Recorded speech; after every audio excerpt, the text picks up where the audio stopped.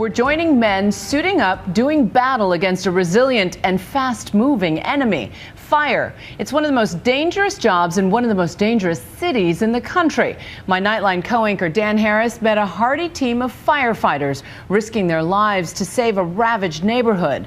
But you may be surprised by what draws them to the flames.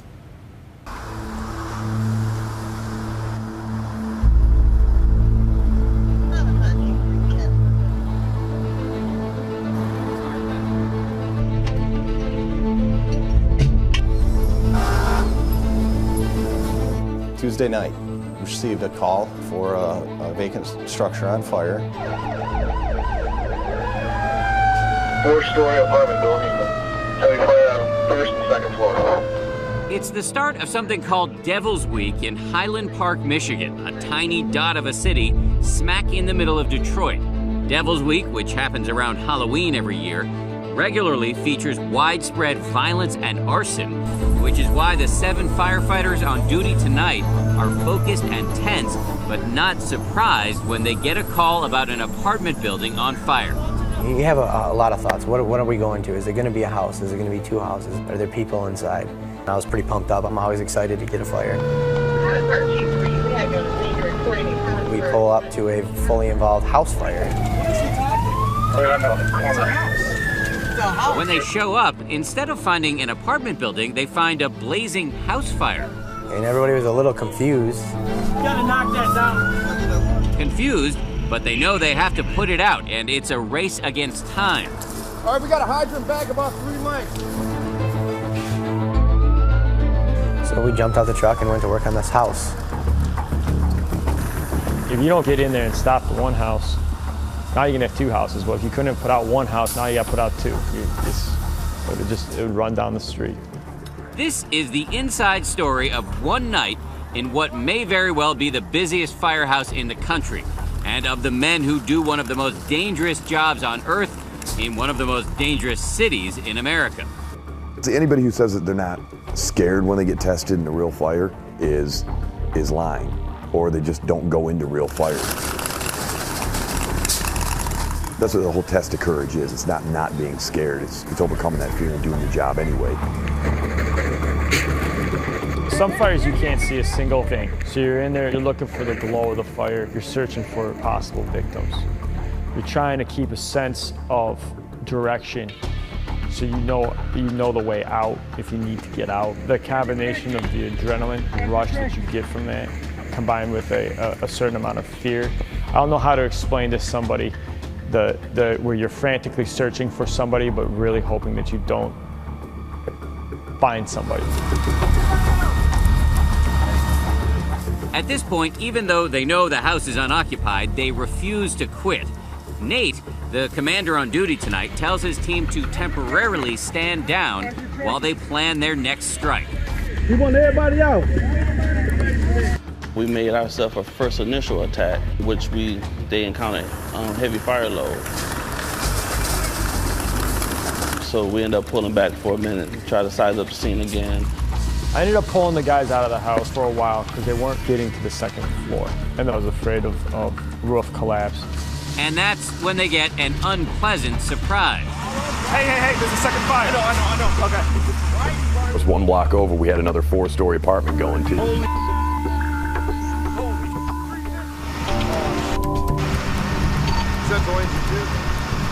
It turns out that the guys had just happened upon this fire on their way to the real crisis. A full-on inferno in this apartment building just a block away. It's extremely common for somebody, they set one, and when they're running away, they set another one. Be careful, that thing's been burning for a while. They now have 7 men to fight 2 fires. Watch it.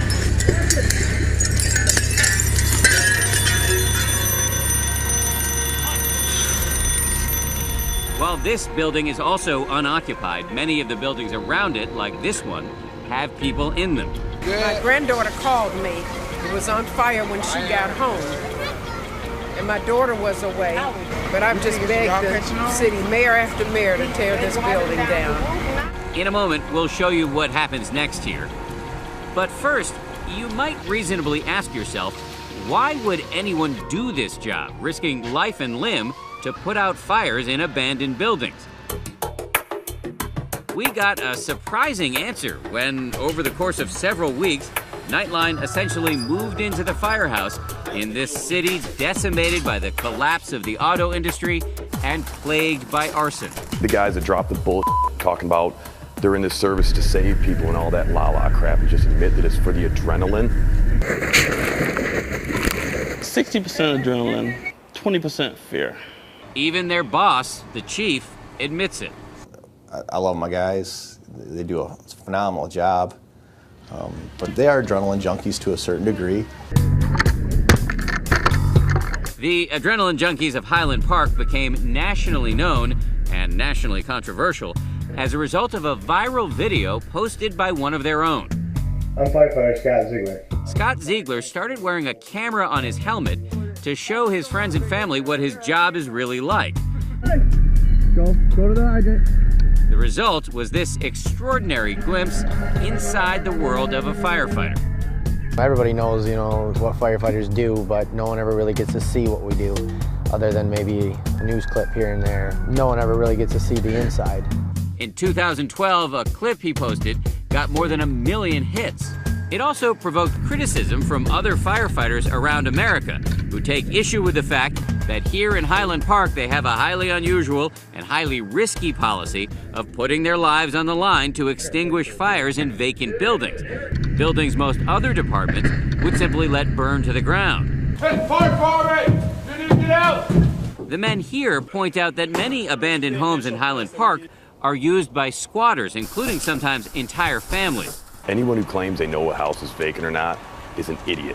You can't tell me if someone's in there or not until you go in there.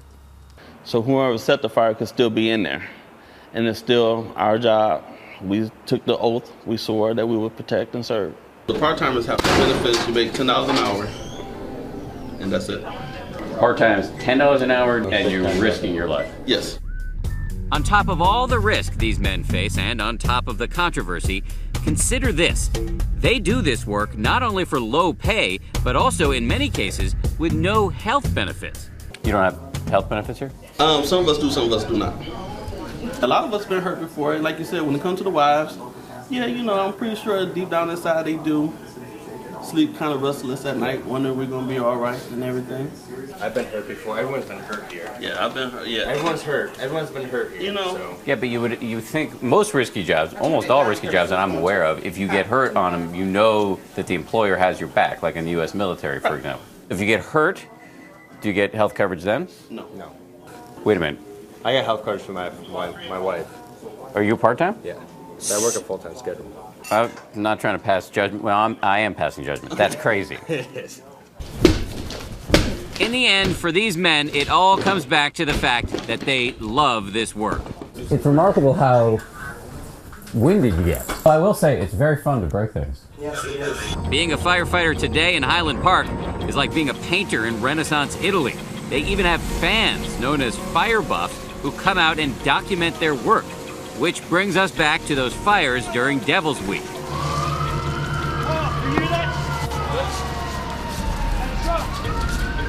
With 2 blazes and only 7 men, they decide to call in help from neighboring Detroit.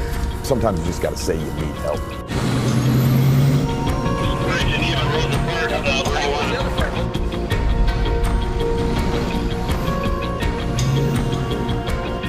But even with the reinforcements, this fight is about to get harder.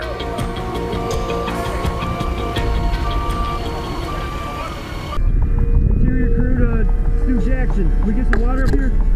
Because here in Highland Park, firefighters cannot always count on the most basic and critical weapon.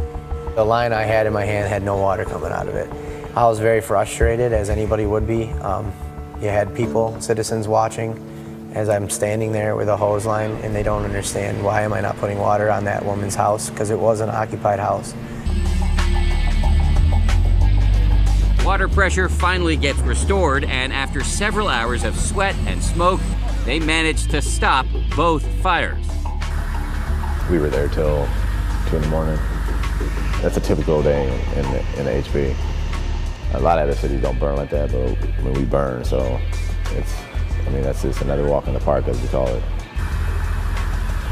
They may have one of the most dangerous jobs in one of the most dangerous cities, but these men who are addicted to fire love every minute of it. Fought a Ripon house fire. Had a great stop.